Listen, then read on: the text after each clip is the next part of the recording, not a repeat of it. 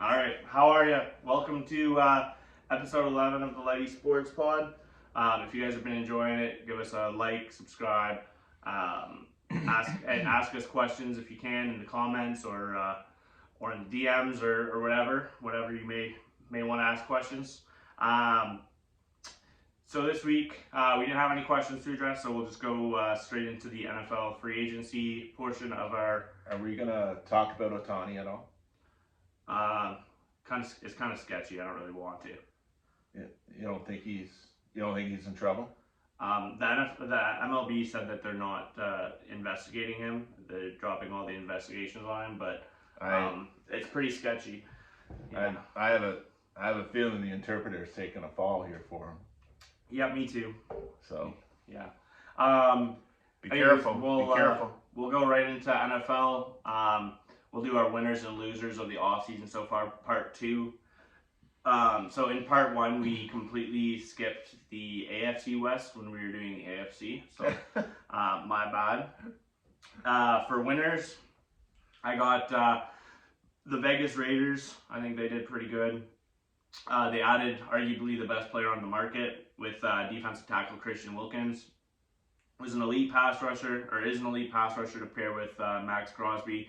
I got 4 years at $110 million, which is a little bit on the expensive side, but I mean you're getting 2 elite pass rushers, one on the interior and one on the exterior. So you don't typically see defensive tackles register a lot of sacks like him or Chris Jones or now retired Aaron Donald. I was talking to Jim Murdoch about this signing, and he said it's priced accurately, great for the Raiders. It's going to improve their defense. It's going to improve their team. Yeah, the team's going to definitely get immensely. So, I think that's a good signing.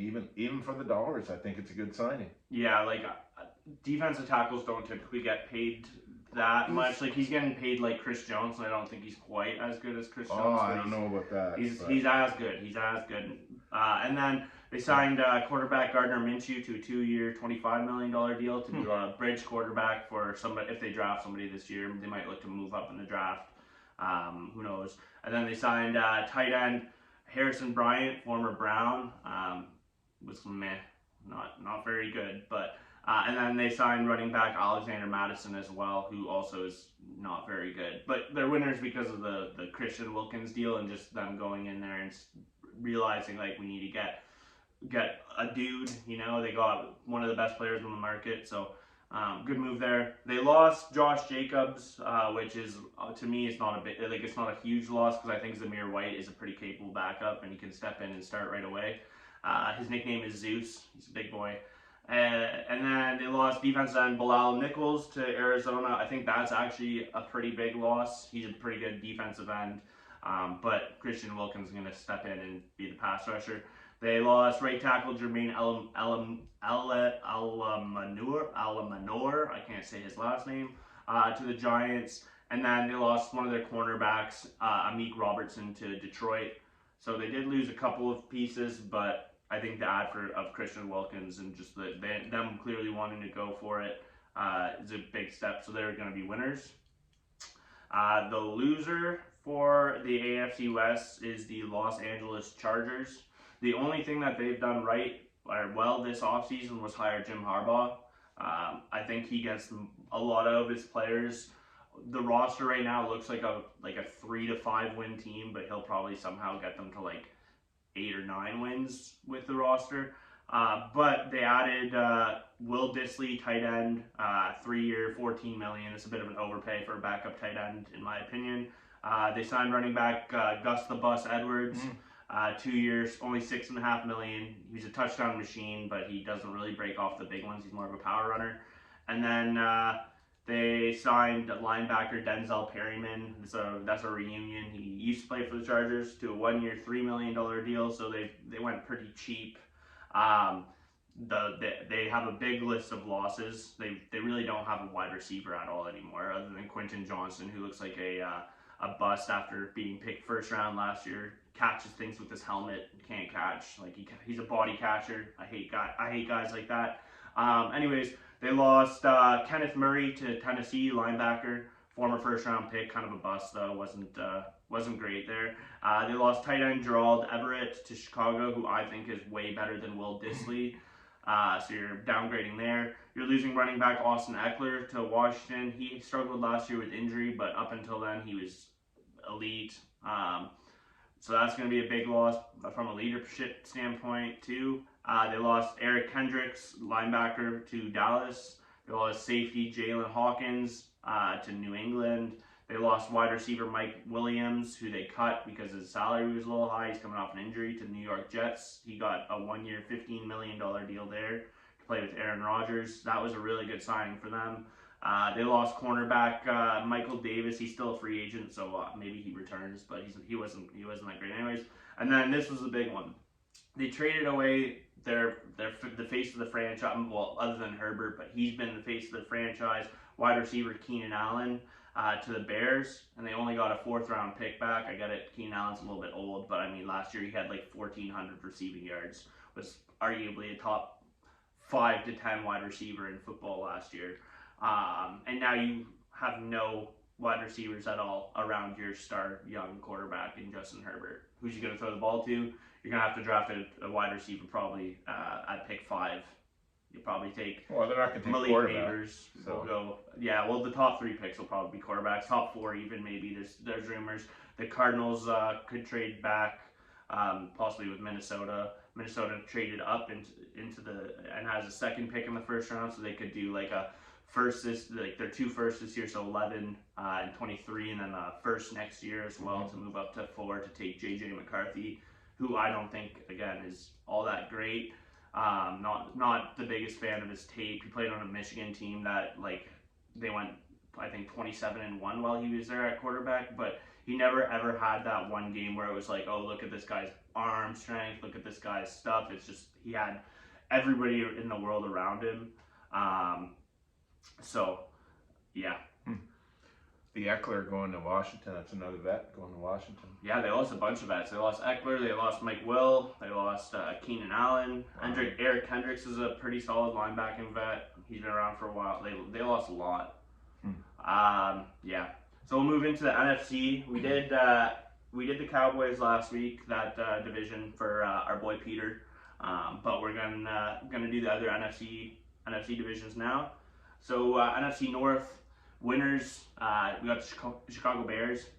They're picking 1st overall, and I don't think a quarterback has ever gone to a team that might be so built perfectly for him right away. Like, they have a ton of pieces that have come in. I really like what they do. He's going to have a really, really good support cast.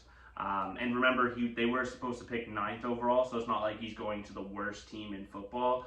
They have the 1st overall pick because the Carolina Panthers decided last year to trade everybody, including their star wide receiver, for the 1st overall pick last year, and they were terrible, so they don't have the 1st overall pick this year again.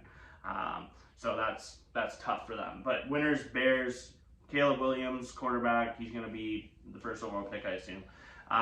They, like I just said, they traded for Keenan Allen, star wide receiver, to play with Caleb Williams. That's great for him to go along with already star in DJ Moore at wide receiver. Then they signed running back DeAndre Swift, so another playmaker in the backfield. It's a guy that can catch the ball really well out of the backfield too, to play with Caleb Williams. So we love that. They signed. We'll stay on the offense. They also signed, like I said again, the last one with the Chargers. They signed tight end Gerald Everett from there. Good receiving tight end. Good move. And then on defense, they signed Kevin Byard. 2 years, $15 million. Really good safety. A few years ago, he led the league in interceptions. Former Tennessee Titan Dave LaLiberte loved this guy. And then they signed another safety as well, Jonathan Owens, to a 2-year, $4.75 million deal. And fun fact, he is married or dating Simon Biles, the American gymnast, super famous American gymnast. No idea. Yeah, she's she's like a gold medal winner every year. I don't know, she's some crazy gymnast. Yeah, and then as far as losses go, they did lose 3 fairly big pieces, but none of them are signed yet, which kind of to me indicates like people are seeing that they're on the downward trajectory, so it's not maybe the biggest losses, but they lost free safety Eddie Jackson, who I really like. They're going to lose defensive end Yannick Ngakoue, who used to be really good. Used to be a perennial double-digit sack guy, but he's kind of fallen off a little bit. And then they lost guard Cody Whitehair, who's been their starting left guard opposite to Tevin Jenkins the last couple of years. So they're gone. But I think the Bears have had a great offseason building around. They're now to be first overall pick, and I think Caleb Williams is coming in with a good support cast. So don't expect him to have the struggles a lot of rookie quarterbacks do next year. The Bears. Yep, the Bears. Bear down. Losers. Green Bay Packers. They added a really, really good strong safety in Xavier McKinney. Great player, but if you look at the market for the other safeties, he got grossly overpaid. 4 years at $67 million is way too much for me. And then they signed Josh Jacobs from the Raiders, which sure, but like you had Aaron Jones, who was cheaper and was willing to renegotiate, but I guess the Green Bay only wanted to renegotiate, or he was asking for 6.5 or 7 million, and they were under it by like 500,000, so they cut him and just went to Jacobs. But to me, that's kind of crazy because 4 years, 48 million. Why wouldn't you just restructure Aaron Jones? I get it, he's older, but he's still really good. Jacobs is obviously the better running back right now, but the contract to me is iffy. I don't like that. And then as far as losses, they lost a really good safety, Darnell Savage. I get it, they're replacing him with Xavier McKinney, but Darnell Savage got paid considerably less than McKinney, like 2 times less than McKinney, and it's still very good. He signed with Jacksonville, so I think I would have preferred a re-sign of Darnell Savage, just keep things simple rather than overpaying for a different safety, similar caliber. They lost a really solid guard in John Runyon to the New York Giants. They lost a solid offensive tackle, Josh Nijman, to Carolina Panthers. Like I said, they cut Aaron Jones, which I wasn't a big fan of. And then they lost safety Jonathan Owens to the Bears. That's Simon Biles' man's, like I just talked about. And then they cut their longtime left tackle, David Bakhtiari. He was a star tackle before. He has had knee injuries over the last couple of years. But to me, the losses outweighs the 2 adds. So I don't like what they did there. I don't know about that. Xavier McKinney for 67 million versus Darnell Savage for about 30 million. I would rather go the Darnell Savage route because safety is not the most prime position, like it's not the most important position on the field, and then allocate that extra 30 million to something more important like your line, which they lost Runyon, they lost Nijman, they lost Bakhtiari. Their line took a beating, and that's way more important to me than a safety. So I don't like what they did. There's no other team in that division that had worse off than the Packs. Interesting. No, I actually liked a lot of what the NFC North did. Yeah, I don't like what the Packers did at all. The Lions. I like what the Lions did. They were quiet, but they were smart. Amik Robertson was a good signing. They didn't have anything crazy, but they didn't need anything crazy. Like they didn't need to go crazy. So yeah. I'm a little surprised by that. Yeah, that's fine. I don't like what the Packers did. I think it was a little too all over the place. They could have conserved that money. They're not the worst losers. No, I wouldn't say they're the worst losers. But in the division. But like in that division, just like I think the McKinney money could have been used better. Like you could have gotten a line that helps, or even corner. You know, there's positions that matter a lot more than safety in football. Safety and off-ball linebackers to me are like the 2 least valuable positions on a football team, other than honestly, those are the 2 least important positions to me. Like you can get away with having mediocre safeties, mediocre linebackers if you have a really good corners and defensive line. Yeah, I get it. So $67 million for a safety. Even Swift was great last year in Philly. Yeah. Well, Swift didn't go there. Swift went to the Bears. Josh Jacobs. Sorry, my bad. Yeah, my bad. Josh Jacobs. Yeah. Yeah, Josh Jacobs was great. Yeah. But 4 years, $48 million when they could have had Aaron Jones just play out the rest of his contract with $7 million. Yeah. Here or there, I guess. Yeah. Okay. You know. Yeah. I know where you're going on the, it's more the money and yeah, it's more the money. Like I don't hate the players. You realize Packers is still the only team owned by the people, right? Yeah, but I just think that money could have been allocated to better positional needs, better positions, like more important positions. I understand. I don't hate the players. I think Xavier McKinney's a great player. I think Josh Jacobs also is a great player. Yeah, but I know what you're saying. They just should have. Value-wise, I would have rather had Darnell Savage. I would have rather picked up good players, but they should have looked at other positions instead of picking up these guys. Or like, I like both the guys they got, but I also like Darnell Savage and Aaron Jones debatably as much as those two, and they got way less. Okay. That's my look at it. Got it. Off to the NFC South. So the NFC South, to me, was really tough. I don't want to call anybody a winner in this division, honestly. I can't call Tampa Bay a winner because they just re-signed all of their guys. Like they just re-signed guys. They didn't actually go out and just sign anybody. And they made the playoffs. And they made the playoffs. Like they had a clean off season, but I wouldn't say like they're a winner. I don't want to call Atlanta a winner, even though they got better. They did get better. They signed Kirk Cousins. They got Darnell Mooney, but Kirk Cousins got 4 years, $180 million. Woo! He's 36 years old, coming off a torn ACL or torn Achilles or whatever, torn Achilles. So, I mean, Atlanta should be better. They should make the playoffs. They got a good quarterback, a great quarterback. But to pay somebody that old, that much money, coming off an injury, that's too much risk for me, so I can't give them a win. Well, that's they're too scary. A running team anyway, so right?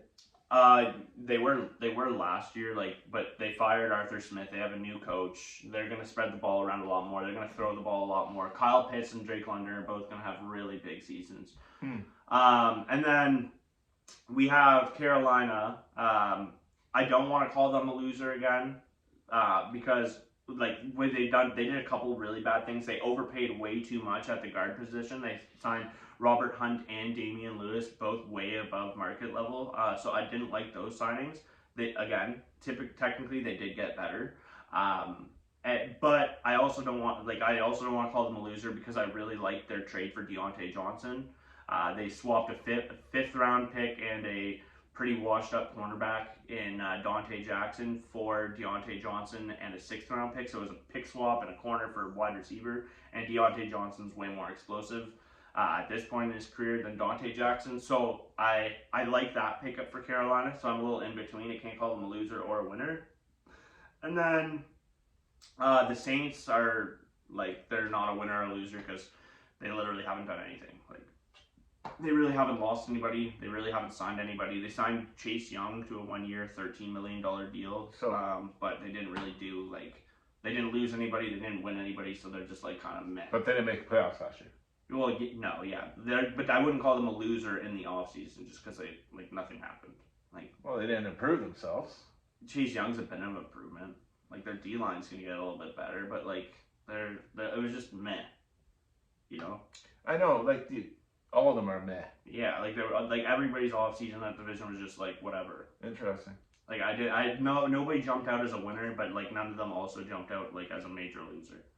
New Orleans, for me, a winner is you improve your team, you make the playoffs next year. Yeah, sure. The closest to a loser. A loser is you didn't improve your team, you're not gonna make the playoffs next year. Okay. For me, there's a few different things that go into winners and losers. Money to me matters.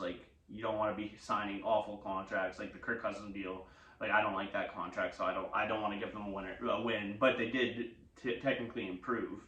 The Saints though would probably be the loser to me because I don't know what general direction they're even going in.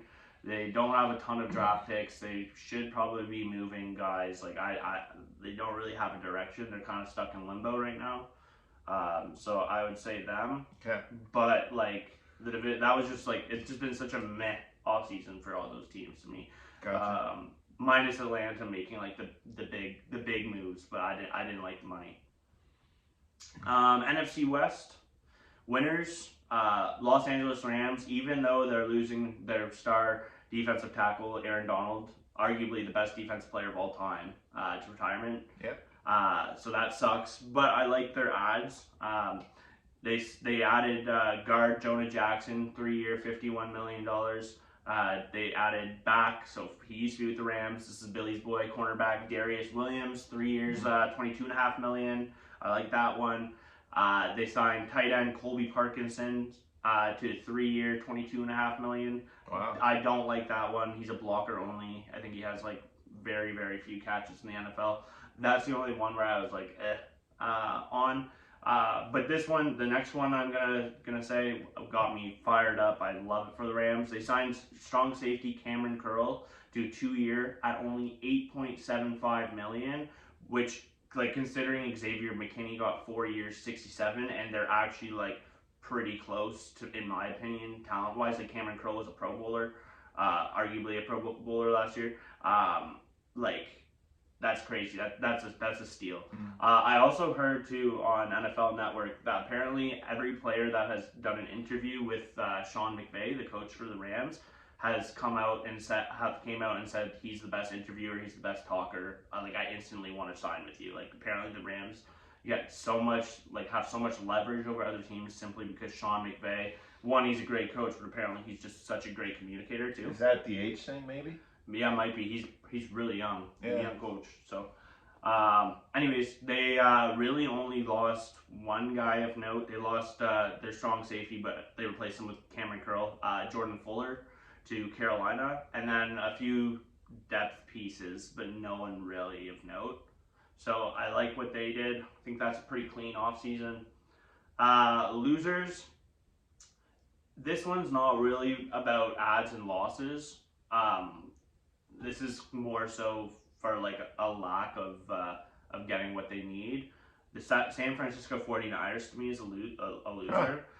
So they've only added really a couple of pieces, but they've lost quite a few pieces. But the reason they're losers is because they have not addressed the interior of the O-line at all, which Chris Jones absolutely dominated in the Super Bowl. The 49ers lost that game because their interior line was just not good enough. They actually lost a couple of pieces from that interior line.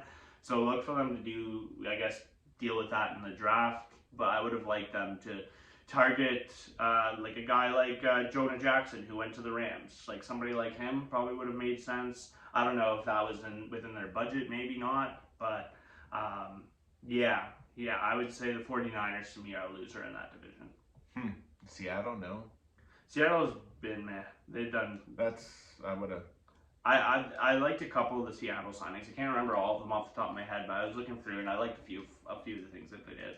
Yeah, I kind of had Seattle bad. I thought San Francisco did nothing. Like, just mind you, they made it to the Super Bowl. They need to address the guard position if they want to go over the top and actually win a Super Bowl. Especially considering the pieces that they have, they should have won a Super Bowl this year. Yeah. On paper, outside of Patrick Mahomes versus Brock Purdy, obviously, the San Fran roster was so incredibly stacked. They were on paper way better than the Chiefs were, in my opinion, just from a pure name perspective.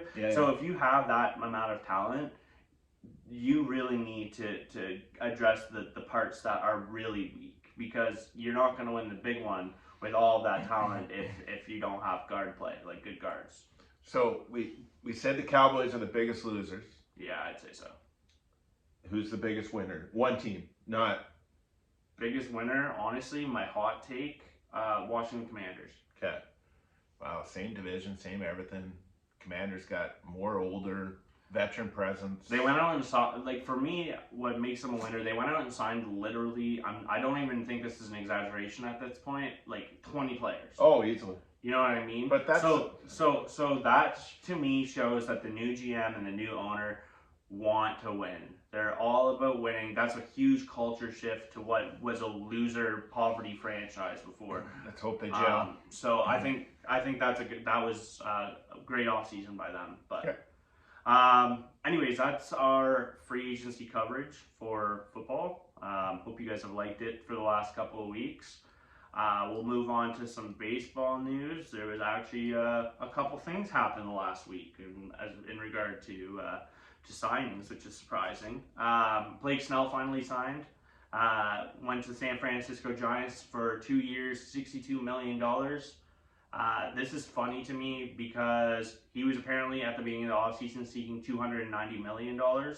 And then actually turned down a 6-year, $150 million offer from the Yankees early in the offseason to settle for 2 years, $62 million. In other words, Scott Boras blew it. I don't know how this guy even still has a job. Obviously, his old ways of waiting to get more money doesn't work anymore. GMs are becoming smarter. I think, Scott Boras is an idiot. He has an opt-out at the end of the year. And then he has another opt-out after 2 years. Well, 2 years is automatically opt-out. But if I'm Blake Snell, I'm firing this guy. Like, I'm actually calling him up and saying, hey, pal, I could have had $150 million over 6 years, and that probably would have had opt-outs too. Every single contract in MLB seems to have opt-outs now with star players. I would call this guy saying, hey, I could have had an opt-out year 3 or something of a 6-year, $150 million deal. Could have made it even more. Now I'm getting paid $62 million over 2 years. Like, you're gone. Yeah, that's what I would do. Yeah, I heard the signing 2 years, 62. There's no incentives in there either. Apparently, it's straight, which is a little weird too, to be honest with you. But I think he just wanted to sign, get into a camp. Yeah. But the agent. Boras is bad at his job. He dropped the ball there for sure. Definitely dropped the ball. But Snell, like I heard a report he's only up to like 40, 50 pitches, so he's not even going to pitch for another month. Yeah, probably not. Until he gets up to the 80. Like, you get starters now, they're going 80 pitches, 90 pitches, and they're getting pulled because opening season happened a couple days ago, and spring training ends next week. So yeah, no Snell for at least 3 weeks for the Giants. But that Giant team is good though. Yeah, really, really good. Yeah, I think the Giants are looking a lot better than they were a couple weeks ago. A lot of good late signings. And then New York Mets signed J.D. Martinez to a 1-year, $12 million deal. I actually love this deal, and I know you're probably gonna laugh at me. It's over $1 million. Like, I'm about to do a rant. This rant has to do with literally only $1 million. GM for the Blue Jays, Ross Atkins, blew it again. Okay. What do you offer? No, hold 13? on. No. Listen to this. So, you know how early in the offseason we did 2 years, $14 million for what's-his-face, Isaiah Kiner-Falefa, when we could have signed a guy like, just throwing out an example, Ahmed Rosario, guys like that were getting 1 year, $1.5 million. We jumped the market too early for that position and spent too much. We signed Justin Turner, to a 1 year, $13 million. There's only $1 million more than J.D. Martinez, but J.D. Martinez is the better hitter. He's better DH. He's a better player. Better at virtually everything when it comes to a hitting standpoint. Younger. He's younger. I feel like if we waited an extra month, we could have signed Justin Turner to like a 1 year, $6 million deal or something, or 1 year, $8 million deal or something. I know it's just change. It's not my money. I shouldn't care, but it's just I don't know. So IKF, Noodlebat. Should have signed him. Should have signed Gio Urshela Gio Urshela, 1 year, $1.5 million. Right. Totally agree with you on that. JD Martinez over Justin Turner. Totally agree with you on that too, to be honest with you. JD had 33 home runs, over 100 RBIs last year. Mind he was playing for the Dodgers. A lot of protection in that lineup. Turner with the Red Sox. What do you have? 28? He had a good hitting season. He did. 28? He did. It's just he's 39. JD Martinez is 36. So I would have went with Martinez too. To be honest with you, I really would have and just waited out. But it's just it's just to me, like, I shouldn't be mad over $1 million.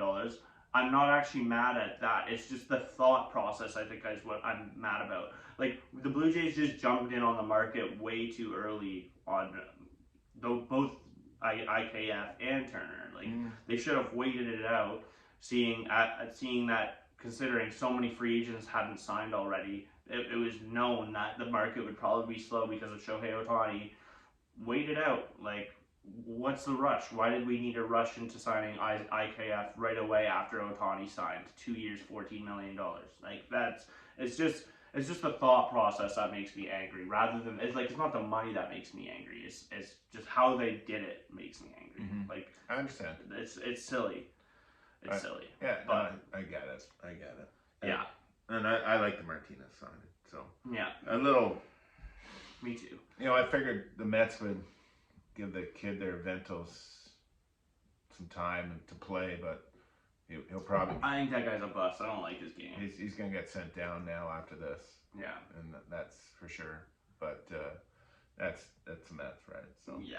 So that's basically the MLB news over the last week. Obviously, the last couple of days, we had the Seoul series in Korea, Dodgers and Padres, the first 2 regular season games. So can I rant on the Dodgers? Sure. Wow, that is bad defense. That infield, like Max Muncy at third, that was probably the worst performance I've ever seen of a third baseman yesterday in that game. In fairness, I think it was the first game. Mad Dog Chris Russo, you know that guy? Yeah. He was freaking out about that play where the ball went through Muncy's glove. It literally broke through. No, that was Jake Cronenworth's. Or, sorry, Cronenworth's glove. Yeah. Okay, yeah, sorry. I was mixing up the 2 teams.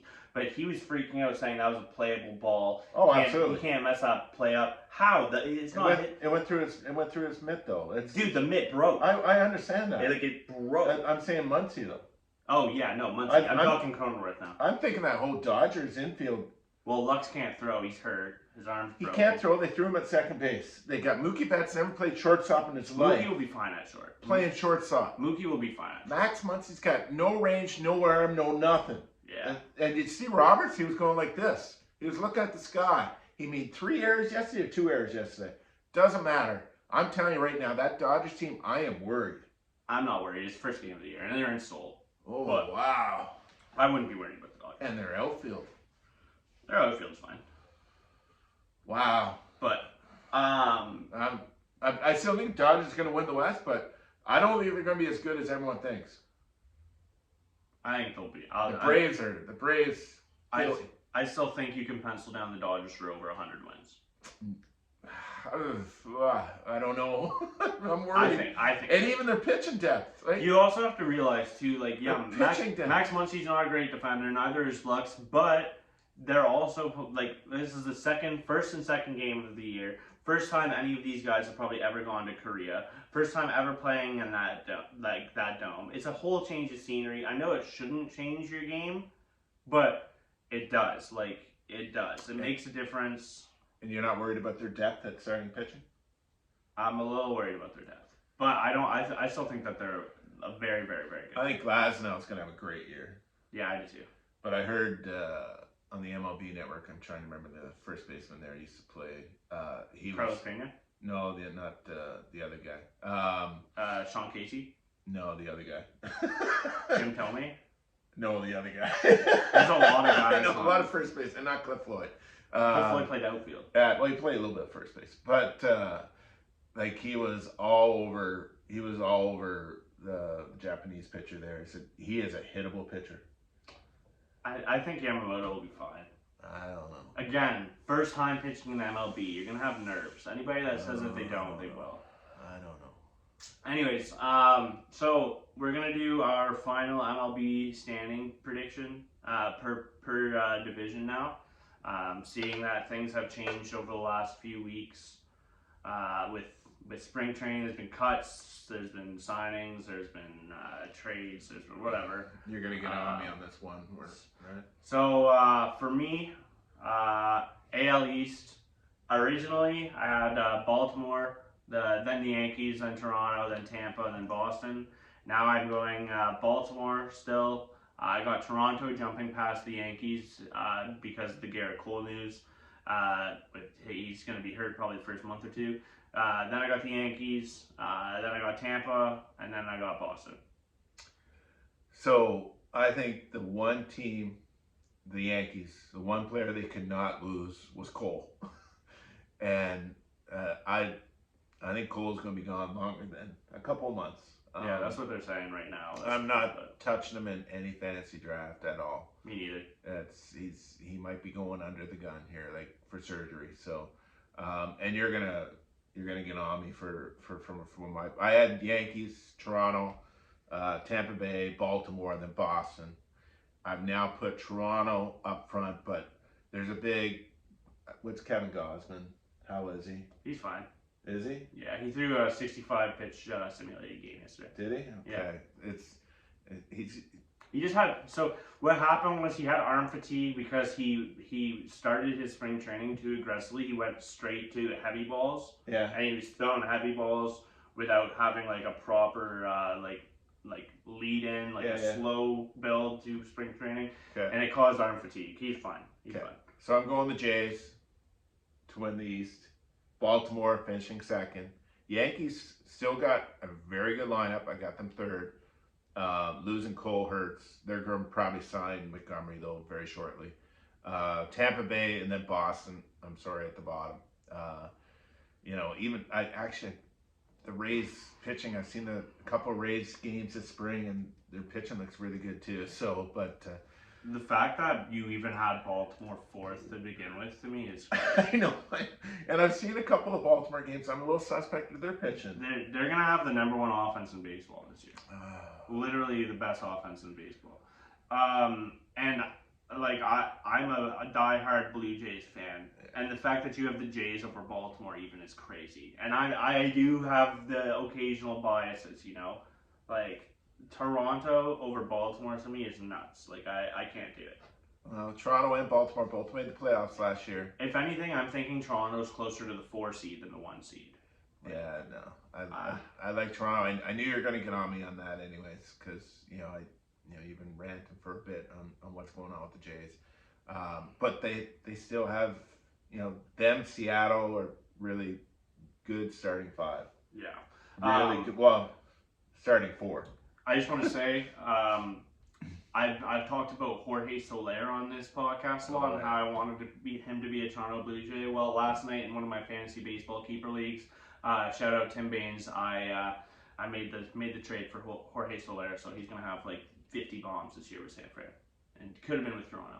But anyways, NL. So NL East, I had mine didn't change at all. I still have Atlanta, Philly, Miami, Washington, then New York Mets. I have Atlanta, Philly, Miami. I have the Mets. Moving up 1 spot, and Washington going down 1. I don't think JD Martinez moves the needle all that much. It's like, what was he last year? Like a 2-3 WAR win player? Yeah. Like, do you really think those 2 wins that he supplies is going to be like? What? How close do you think they're going to be with Washington? It's the top 3 in that lineup for the Mets are actually not bad. All right, so but like Lindor, Pete, JD, McNeil. After that, there's a lot of holes in the lineup. I just don't see the Washington. I think piece of it. The Mets have like a really bad pitching staff. Well, and I think Washington has like kind of like a youthful energy almost. Like it kind of reminds me, not to the Baltimore Orioles extent a couple years ago where they kind of came out of nowhere for like mid-80s wins or something that, and people thought they were going to be last. Yeah. This team just kind of has like some young juice to it, I think. Okay. Like the C.J. Abrams, James Wood's going to come up at some point this year. He has like I don't know how many bombs James Wood has this spring training for Washington. He's not going to make the team, but he's got like 4 or 5. Like he's smashing. Yeah. I think Washington's going to be a little bit better. AL Central. So originally I had Minnesota, KC, Cleveland, Detroit, and Chicago. I changed my picks. I got Minnesota first still. I got KC still second, although I almost slid them down a little bit. I have Detroit third. I actually think Detroit's a sleeper team now. I think their young core like Torkelson, Riley Green, all of those guys are going to take even bigger steps. I think they actually might be competitive. I like their Kenta Maeda signing, stuff like that. And then it's going to be Casey Mize and Casey Mize looks phenomenal in spring. He's throwing 100-mile-per-hour coming off Tommy John with sink. Like I actually think the kids on that team might be better than the kids on KC. Like it's pretty close. Only reason I have KC higher is because I like what they did with their pitching a little bit more. They signed Lugo and Walker. I like that more than just signing Maeda from Detroit standpoint. And then I got Guardians fourth, and then White Sox last. So I have KC winning that division, staying with KC. KC is my team this year. I'm going to be watching a lot of KC. Mini, Cleveland, Detroit, Chicago. I did not change it at all. I can't put Detroit up because they have Javier Baez at shortstop. Yeah, but that's I only do one. not cheer for a team that has Javier Baez. Okay. Let me get. Awful hitter, sucks at hitting. Whatever. Oh my god! But he's still a good shortstop. Oh, yeah, defensively speaking, he's athletic. He's got good range. He's got a good glove. He's got one of the nicest tags. He tags people super nice. You know, he always tags people out in second in like creative ways. It's fun to watch. Let's see how he does. He can't hit, but I think the supporting cast around him is better. I understand. It's not a one man sport. Like he will heavily weigh them down maybe in some aspects, hitting wise for sure. But I don't think he weighs them down that badly from a defensive standpoint, and I think the guys around him are pretty good. Did you see the Lindor yesterday? Second base. No, he had a foot in front of when the guy was sliding in. He had 1 foot in front, tagged him like 4 feet, and the umpire goes safe because of the new rules. Oh, I didn't know they had changed that rule this year. Oh, yeah. I heard they were talking about it. I was like, what the? Yeah, because you're not allowed to block up. Well, from a safety standpoint, too, it's honestly better. Like, you don't want to, like, block the bag with your knee. He had a foot. Yeah, that's silly. Like, if you're getting down on one knee to block it with your knee. Yes, I totally, like, you don't totally agree. That's from a safety standpoint, too. Like, you're getting cleated. Like, that's totally funny, agree. But no, that was silly. Anyways, we'll go NL Central.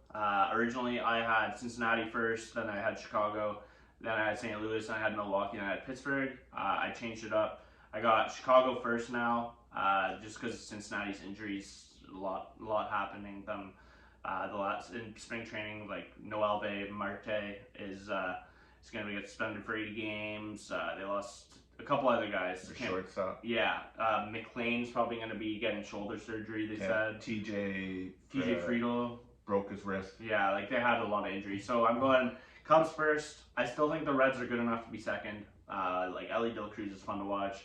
Spencer Steer, Christian Encarnacion is great. Like they still have studs, so I got them second still. St. Louis third, Pittsburgh fourth, and then Milwaukee fifth. So Pittsburgh jumped Milwaukee for me, and the Cubs jumped Cincinnati for me. Me, the only move I did was because I had the Cubs already win that division, that division. Sorry, and then I had Cincinnati now moving ahead St. Louis moving ahead Cincinnati. That's the only thing I've done, just because of veterans there, and I'm a little worried about their pitching staff. They're all over 35, but Cincinnati's, those injuries and. De La Cruz was probably one of the worst hitters in baseball in the second half last year, so I'm not sold on him. Pittsburgh and Milwaukee's dead last. Growing pains. Poor Milwaukee. They just lost Devin Williams for 3 months. So AL West, mine stayed the same. Looks like yours did too. Yeah, no, I still got Seattle. I got Texas, Seattle, Houston, LA, Oakland. You have Seattle, Texas, Houston, LA, Oakland, so we just have Texas and Seattle flipped. Yep.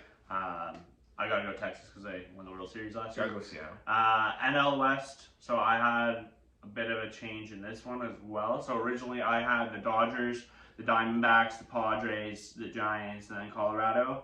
Now I'm flipping the Giants and the Padres, even though I still like the Padres team. I do. I think the Padres are still going to be good. But I'm going Dodgers, Arizona, Giants, Padres, and Rockies.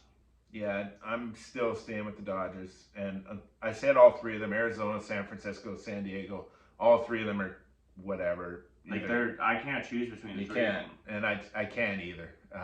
It was really hard. San Diego, they look pretty good in the series there, a lot of hitting, but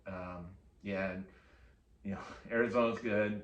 San Francisco, they got Chappie, like they're Snell, they're really good too, and even Hicks is looking pretty good this spring. So I can't, it's Colorado's dead last, but I can't do anything else there. I'm worried about the Dodgers. So I'm telling you right now that they may not even be a top 3 team. I think they're going to finish third. I like Philly and Atlanta. Philly and Atlanta. Dodgers are a top 2 team. Philly and Atlanta. In the NL, 1-2. Dodgers will finish third at the end of the year. in the NL, the Dodgers are top 2. No, they'll finish third at the end of the year. I don't think so. Anyways, thanks for watching, guys. Thanks for coming up. If you liked it, give it a like, subscribe, chat, whatever. Doesn't matter. Anyways, yeah, thank you and take care.